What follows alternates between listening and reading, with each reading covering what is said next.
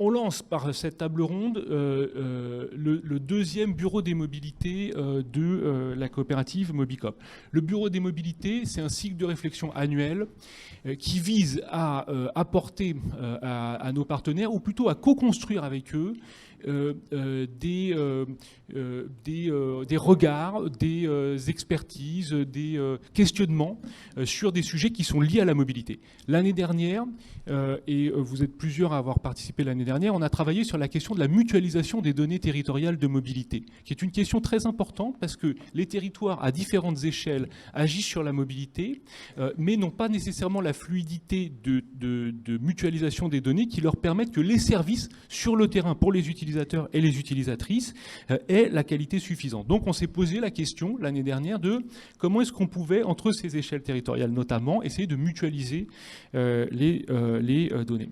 Alors pourquoi est-ce que Mobicop organise ce cycle? Donc aujourd'hui on pose la première pierre, parce que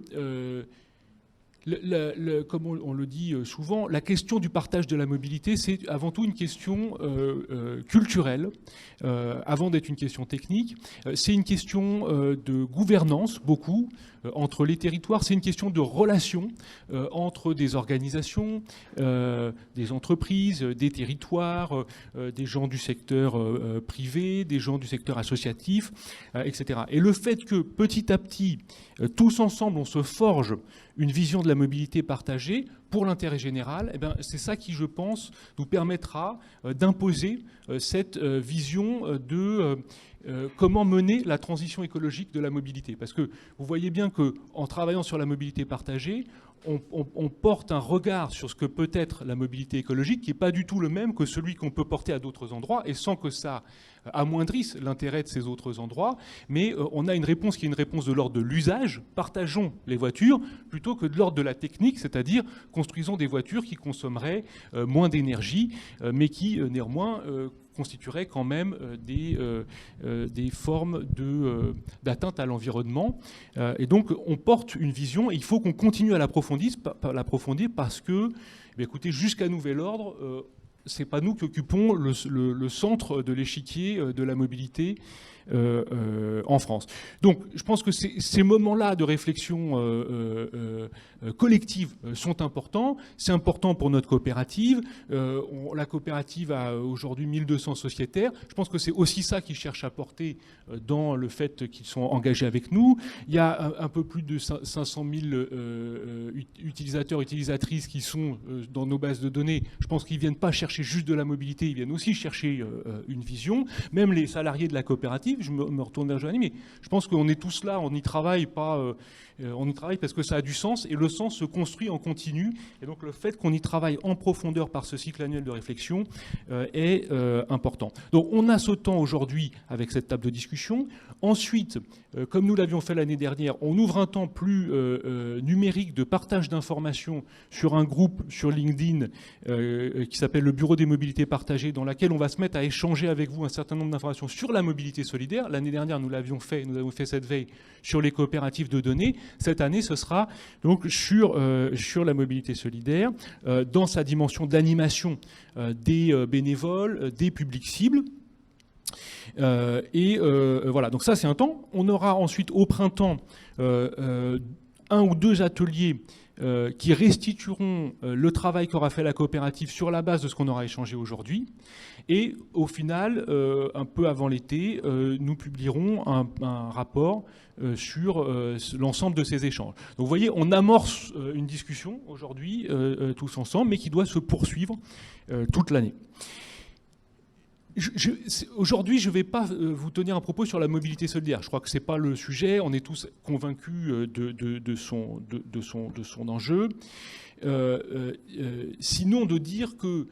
Et je pense que l'actualité même d'aujourd'hui, j'ai écouté la radio ce matin sur qu'est-ce qu'on fait face à l'augmentation du coût des matières premières, comment est-ce que ça agit sur les capacités des gens. Le gouvernement s'est saisi de cette question. On voit bien que la précarité de mobilité est grandissante. Or, la précarité de mobilité, elle a des impacts qui sont extrêmement réels.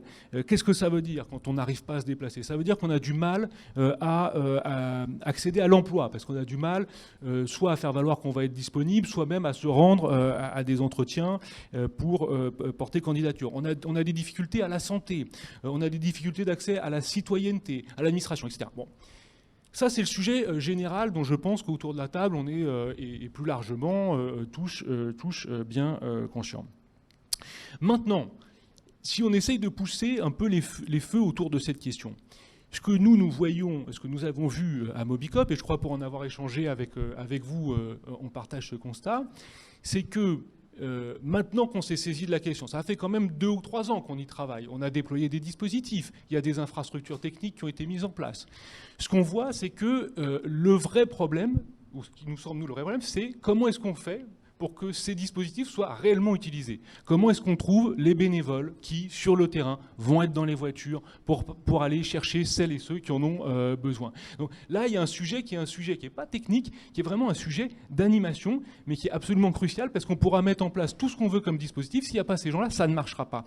Et ce n'est pas juste les bénévoles, c'est aussi les publics cibles eux-mêmes dont on peut avoir parfois le sentiment qu'ils sont plus difficiles à atteindre que ce qu'on croyait. C'est-à-dire, nous, on se disait, il y a un besoin, on va mettre en place une plateforme technique, puis les gens vont aller dessus. On voit bien que c'est pas ça, on s'y attendait un peu, on n'est pas à nos coups d'essai sur ces sujets-là, mais là maintenant, on voit bien que c'est pas le cas. Donc, comment toucher les bénévoles? Par quels canaux? Par quelles actions? Comment les motiver, les inciter? Quels freins lever pour qu'effectivement ils passent à l'action? Et je pense que là, on a vraiment un défi qui est énorme. Si on regarde le fait que la mobilité solidaire est un défi qui est énorme et grandissant, que le fait de réussir à convaincre et à toucher des personnes qui deviennent des bénévoles de la mobilité solidaire est un grand défi, je pense que là, on a une tâche qui est considérable. Et c'est pour ça qu'on a voulu le faire ensemble, c'est que notre approche de ça, et peut-être est aussi notre culture coopérative, c'est qu'on n'y arrivera pas tout seul. C'est-à-dire aucun de nous ne va y arriver. Et même, il va falloir qu'on aille au-delà de nous, là autour de cette table, pour réussir à relever ce défi.